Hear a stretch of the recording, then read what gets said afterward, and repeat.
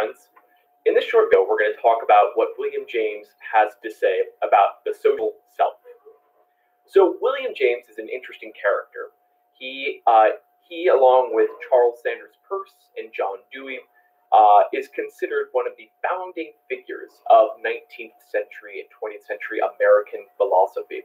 It's a school of philosophy called, it goes by a couple of names. They're actually slightly different, but we'll just gloss over all that for right now. When you become philosophy majors, you'll learn the difference. Classical American philosophy, which sort of overlaps with a school called pragmatism, or American pragmatism. So James himself was a really interesting guy. His brother was Henry James. His sister Alice was brilliant in her own right, but unfortunately, sadly so, was often overlooked in favor of her very famous brothers. He also had a brother. William James had a brother who died in the Civil War, and this troubled him greatly. He was often worried about the moral effects, the moral implications of war. James suffered a mental breakdown in his in his early adulthood, and frequently contemplated suicide. And in fact, one of the most moving moments in James's life is when he's terribly worried about the problem of free will. And he's worried that he doesn't have any free will whatsoever, that everything he does is completely determined. And he says, from this moment forward, right, he writes this in his journal, he writes, from this moment forward, I will act as though I have free will, right? That is to say, I freely choose to be free. And this was a turning point for James. It enabled him to slowly emerge out of his depression and to become a landmark philosopher and one of the earliest practitioners of scientific psychology. In the section I asked you to read for this module, James is talking about the self. Now, the entire piece is rich and it's interesting, but it's also very long. And I thought it would be more prudent to have you focus just on the social part, right? Because that is, after all, the theme of this particular module. So what we find is James in this section discussing four constituents of the self, right? Four parts of the self. The first one is what he calls the material self. This consists of sort of your body, right, your physical fleshiness, but it also includes your clothes and your family, right, anything material that you can call yours. Next is the social self, which we'll talk about in a little bit of detail in just a moment. Third is what he calls the spiritual self, and he refers to it as our subjective being, something along the lines of our true selves, right? The self with which we most closely and intimately identify. Finally, he says there's what he calls the pure ego. And the pure ego, right, the expression might sound a little odd given our contemporary uses of the term ego, but it refers to concerns that philosophers have had over the last few hundred years, most notably in figures like Immanuel Kant, David Hume, and John Locke, wondering what it is that takes all of our perceptions, right, and all of our experiences over time. What is it that makes these things part of me, right? What is it that ties all these things together? Now, those three, the material, the spiritual, the pure ego, terribly interesting to study, and I strongly encourage you to read up on it in the section that I linked to. But what we're going to focus on today is the social self. Now, the social self for James is the recognition that we get from others, right? So the recognition, for example, that I get from my family of origin, that is to say my parents and my siblings, that I get from my friends, that I get from my colleagues here at work, that I get from the people in the grocery store, right? This is all part of my social self. Now, he says, strictly speaking, there are as many social selves, right? I have, you have, as many social selves as there are individuals who recognize us. And that to hurt any of these sort of mental images that other people have of us is to hurt us. So let me repeat that, because I think the radical nature of that view goes unnoticed. To hurt any individual image of us in a person's mind is to hurt us. So, here's what that means. Here's what that entails. It entails that me, myself, who I am, it is not just bound up in sort of this nice little spatio-temporal package, right? It's not just within the skin.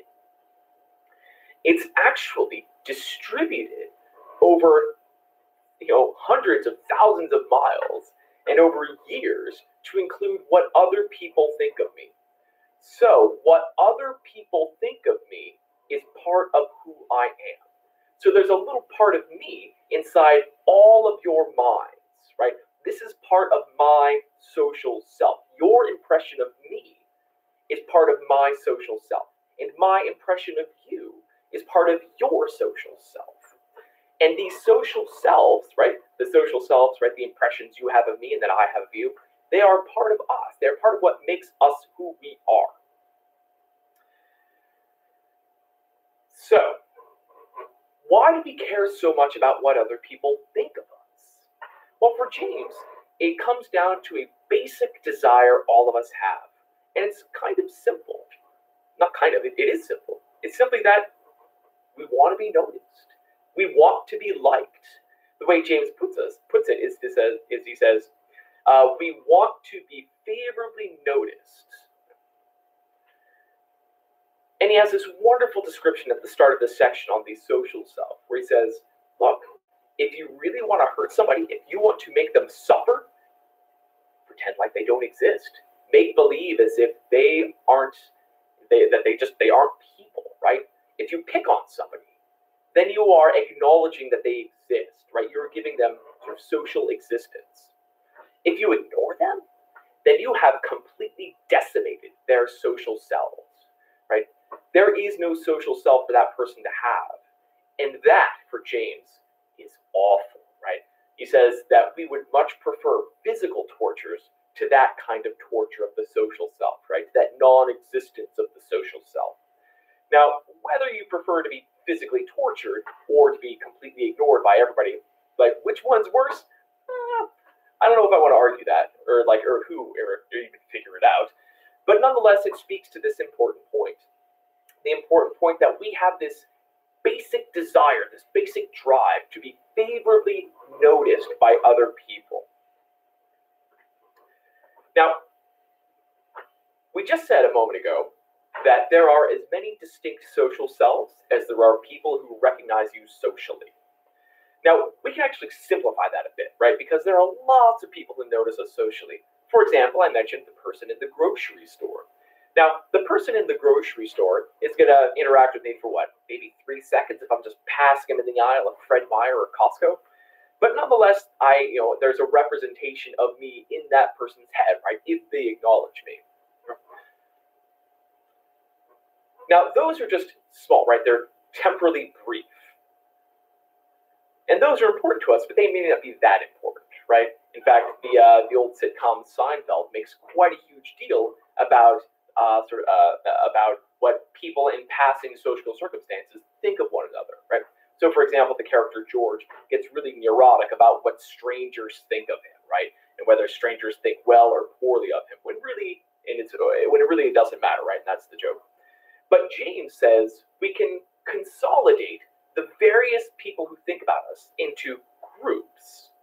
So he says our social self, even though there are as many social selves as there are people who recognize us, our social self is divided into as many distinct groups as recognize us. So, for example, think about the various groups of people you hang out with, right? You have your families of origin, right? Your parents and your siblings, maybe even your grandparents. You have groups of friends, right? Perhaps you have one group of friends on campus that you eat with regularly, but that's about it. Perhaps you have groups of friends that you have class with, but you don't meet them outside of class. Perhaps you have friends that you go to parties with. And so for each one of these distinct groups, there is a different social self. Now there's a worry we can have. these different social selves can come into conflict with one another. Imagine you hang out with two groups of friends who don't like each other very much. Well, you have Group A, you have Group B. But the social self that's part of Group A, or that's affiliated with Group A, may come into conflict with the social self that is part of, or that is affiliated with Group B. So, it might be that the social self with A and the social self affiliated with B, right? These can be in tension with one another.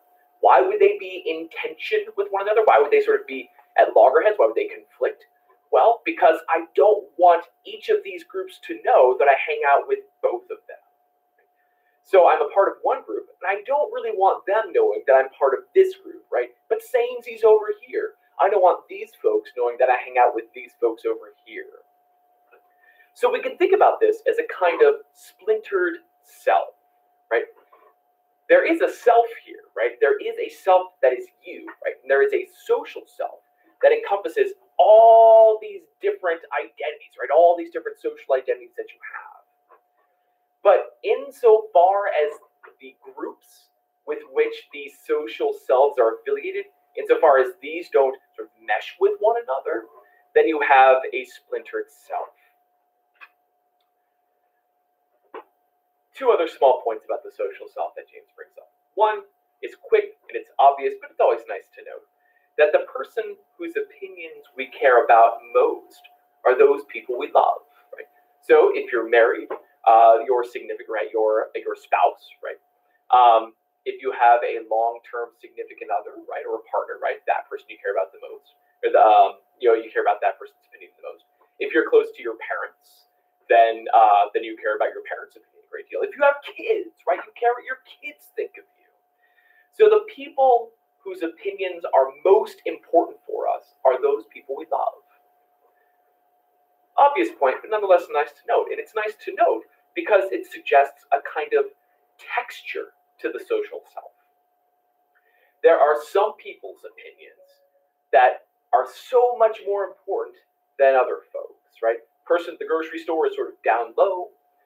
My spouse way up here. So that's the first point. Second point, James makes a point in passing, and he references it to the philosopher John Locke, which is that club opinion, right? The opinion of our peers or of the social groups to which we belong. These are one of the strongest forces in life. Right? So much of what we do and much of what propels us in our lives are the opinions of our peers. What we're allowed to do, what we're not allowed to do, things you can say, things you can't say, places you can go, places you can't go. All of these are shaped by the opinions of our peers, right? The opinions of the social groups to which we belong. And again, it's not good or bad, it just is. Still, one might worry that because James puts such a heavy emphasis on what other people think of us, that this is sort of a recipe for anxiety, right? That not only do I care about what other people think of us, it's perfectly natural to obsess, one might object, over what people think of us. So we might say to James, right? We might object to James by saying, look, you're creating a recipe for social anxiety here, right? You're telling me that not only do I care about other people's opinions, but that if I neglect what other people think about me, I'm somehow acting in an unnatural fashion. James gives us a quick response to this later in the text. And if you want to find it, just Control F in the text for the word slender and read that paragraph. Trust me, it makes sense. For James, other people's opinions of us are mutable, obviously. But not all. Right? There are some people who may think well or ill of us no matter what we do. So what do we do in those circumstances?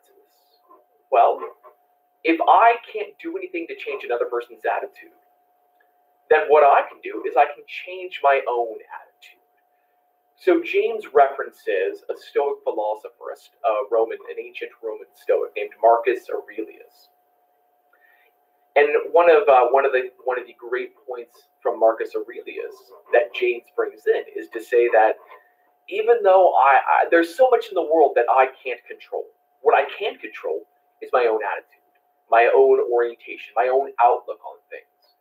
And if other people don't like me, or if other people don't think favorably of me, that just happens some days.